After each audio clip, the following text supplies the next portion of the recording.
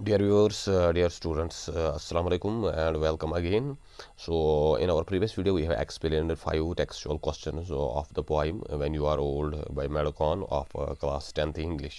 तो आज हम इसका जो क्वेश्चन 6 है और question number 6 and it's literary devices जो है वो आज हम देखेंगे, कोशिश करेंगे कि इस लेसन को आज कंप्लीट करें।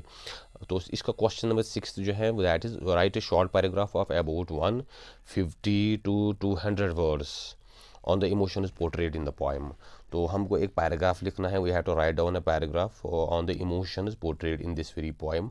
इस पोएम में जो जज्बात शायर ने जिनका इजहार किया है उस पर हमें एक पैसेज लिखना है। तो ऑलमोस्ट 150 to 200 वर्ड्स, जो तकरीबन 150 से 200 वर्ड्स पे बेस्ड होना चाहिए। तो हम ये देखेंगे, let's start. William Butler Yeats the composer of the poem, जो यीट्स हैं जो इस पोइम का कंपोज़र हैं जिसने ये पोइम लिखी है। व्हेन यू आर ओल्ड, जो पोइम का टाइटल है when you are old, believes in spiritual love rather than physical one. जो इसका पॉइंट है यीट्स, वो स्पिरिचुअल लव पे ज़्यादा बिलीव करता है रादर देन फिज़िकल लव को वो उतना ज़्यादा एक अहमियत नहीं देता, उतना ज़्यादा मानता नहीं है। It is a love lyric in which Yeats expressed his emotions intensely regarding his unrequited love. तो ये एक लिरिकल पोइम है, एक वो गीत सा है, एक रोमांटिक टाइप पोइम है, गज़ल जैसी, जैसी उर्दू में गज़ल होती हैं। तो जिसमें यीट्स अपने जज्बात का इजहार करता है और ख़ासकर जो इसका अनरिक्विटेड लव है, जो मैडगॉन के साथ उसका लव था लेकिन जिसका कोई फिर नतीजा नहीं निकला, जो बेनतीजा साबित हो गया, जो वन साइडेड रहा। The poem is addressed to Maud Gonne the poet's beloved who was an Irish patriotic lady but never responded to Yeats love. जो पोइम है इसमें जो शायर वो मैडगॉन को एड्रेस कर रहा है, जो पोइम वो मैडगॉन को एज एड्रेस है, एक तरह का उसको याद दहानी की जा रही है बाय द पोइट। तो जो मैडगॉन कौन थी? द पोइट्स बिलाउड, शायर की जो बिलाउड थी महबूबा, who was an Irish patriotic lady, जो एक आयरिश आयरलैंड की एक पैट्रियोटिक लड़ी थी। यीट्स भी आयरिश ही था but never responded to Yeats love, लेकिन उसने यीट्स का जो लव था उसके लिए उसको कभी कोई रेस्पॉन्ड नहीं किया, उसमें कोई वैसी इंटरेस्ट या वैसी दिलचस्पी नहीं दिखाई। He was madly in love with her, Yeats को इससे बहुत ज़्यादा प्यार था। इस ये जो पोइटस हैं, ये जो मैडगॉन है, and leaves no stone unturned to convince his beloved that he loves her from the core of his heart but of no use. और यीट्स ने कोई कसर बाकी नहीं रखी, he tried everything to convince his beloved that he loves her from the core of his heart, कि वो इसको अपने दिल की गहराइयों से प्यार करता है, बट ऑफ नो यूज़, लेकिन उसका कोई खातिर खा जवाब नहीं आया, वो कोई यीट्स को फ़ायदा न दे सका। The poem becomes emotional. The poet becomes emotional and says to his beloved that one day she will lose her external beauty, and those who used to admire and love her when she was in her prime youth would have all gone with the passage of time, because their love would not be constant and undying. तो finally Yeats उसको बोल रहा है Maud Gonne को कि that there will be some day when you lose your physical beauty, when you lose your physical charm.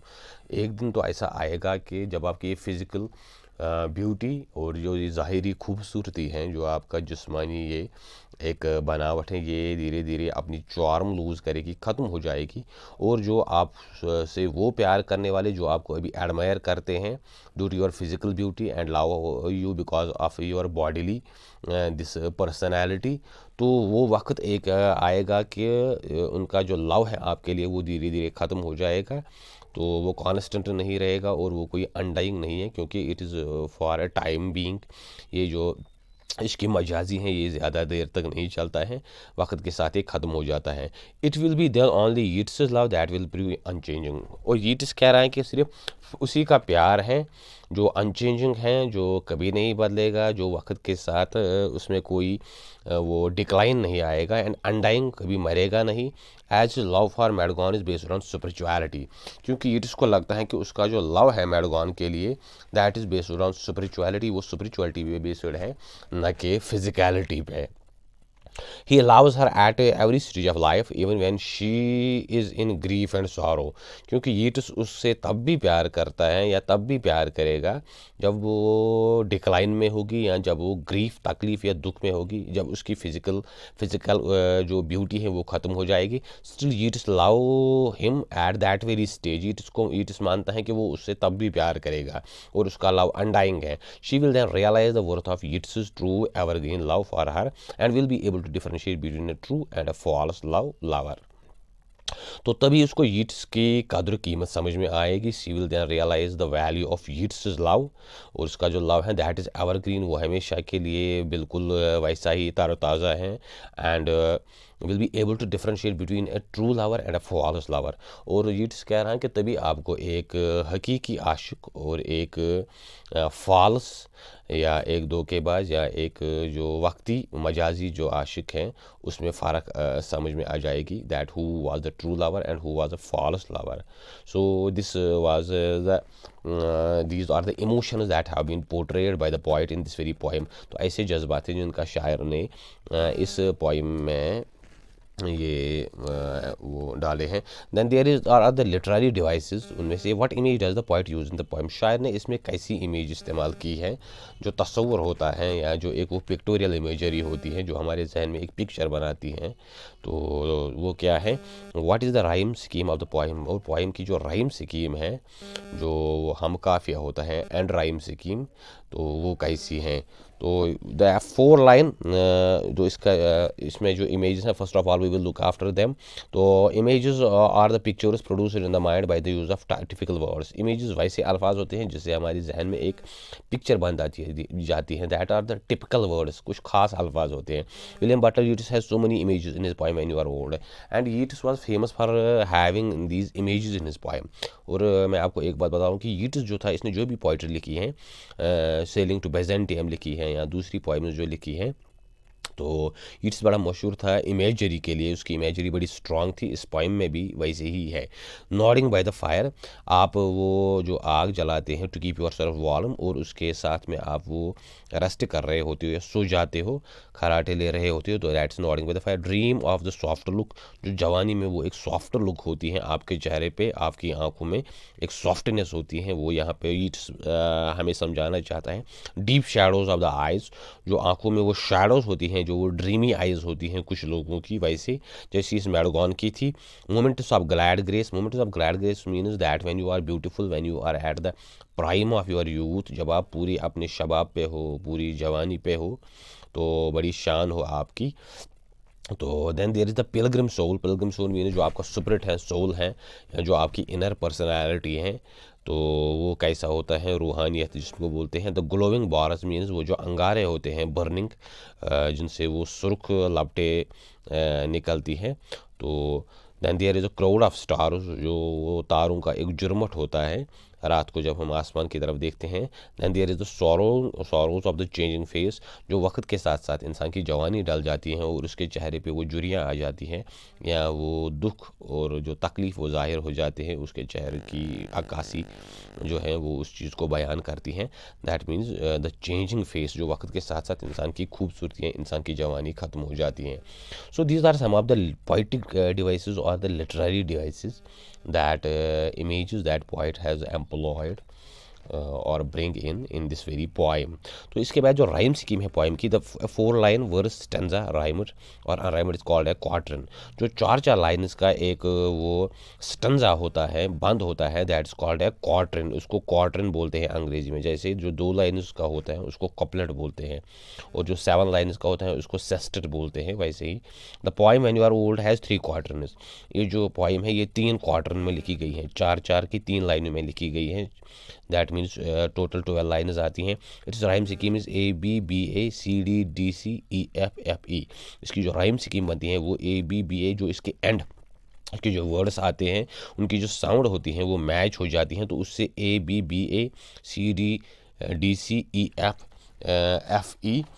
तो वो rhyme scheme बन जाती है. अगर आप यहाँ पे भी देखोगे तो आपको ये समझ में आ जाएगा. Then there is first of all there is sleep and deep. तो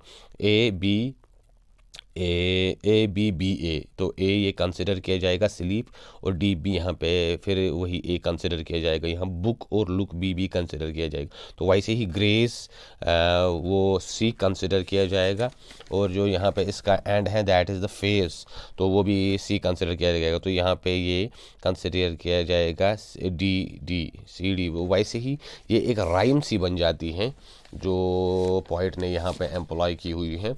वो फाइनली यहाँ पे भी जो एंड में आता है that is this bars and stars, ये एक साथ मैच हो जाते हैं, फ्लड एंड ओवरहेड, तो ये मैच हो जाते हैं। वैसे ही फेस और जो यहाँ पे ग्रेस जो वर्ड्स इस्तेमाल किए गए हैं या राइमिंग हैं, इनकी ये जो साउंड है वो बिल्कुल एक से मैच हो जाती हैं। इससे पोइम में एक म्यूज़िक सा पैदा हो जाता है, एक वो लिरिकल क्वालिटी आ जाती है।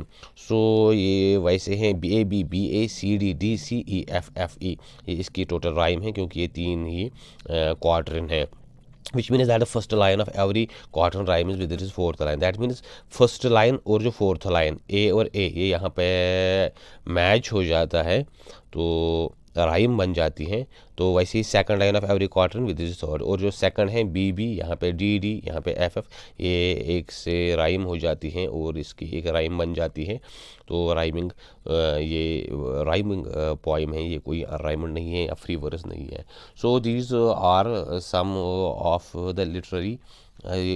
इसके बाद जो है दैट इज़ सजेस्टेड रीडिंग्स, जो ये पब्लिशर है वो हमारे लिए कुछ सजेस्ट कर रहा है that we need to go through this literary works. और इसमें एक है the lake isle of Innisfree by Yeats, बड़ी उसकी मशहूर पोइम है। तो एनस फ्री की जो पोइम है यीट्स की, ये वो रिकमेंड कर रहा है कि हम पढ़ें। Then there is the journey of Magi by T.S. Eliot, इसकी बड़ी ज़बरदस्त पोइम है, मैंने पढ़ी है, वो बिल्कुल एक सीरियस मोड में लिखी गई है।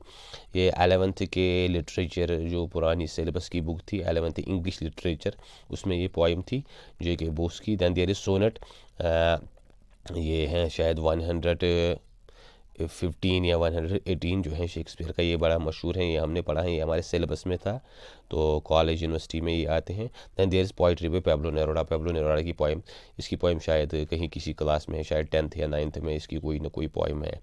तो ये सजेस्टेड रीडिंग्स हैं, अगर आपको चाहिए कि इनको भी पढ़े। Then there is quote to remember, तो यहाँ पे किसी की कोटेशन है वो हमको देखनी है। Love doesn't make the world go around, love is what makes the ride worthwhile.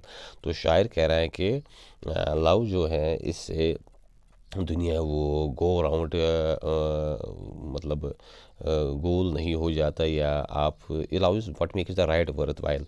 तो लव ही है जो आपके राइड को, जो आपके काम को किसी काबिल बना देते हैं। That means it is actually the love that is bonding the world.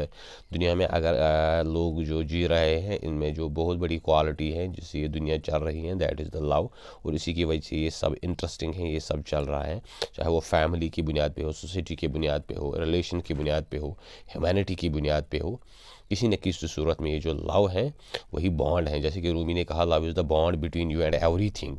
असल में जो बॉन्डिंग है दुनिया की आप और दूसरे तमाम चीज़ों के दरमियान, दैट इज़ द लव, वो एक यूनिवर्सल लव है यहाँ पे।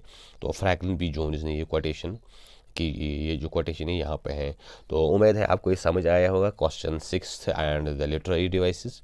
तो बाकी आप कमेंट में बताइए अगर आपको वहीं पे कोई कन्फ्यूजन है। शेयर करें, सब्सक्राइब करें, व्यू दे और बेल आइकन पे क्लिक करें ताकि जो आने वाली वीडियोस हैं आपको उनके बारे में भी पता चले। Wish you all the best and thank you.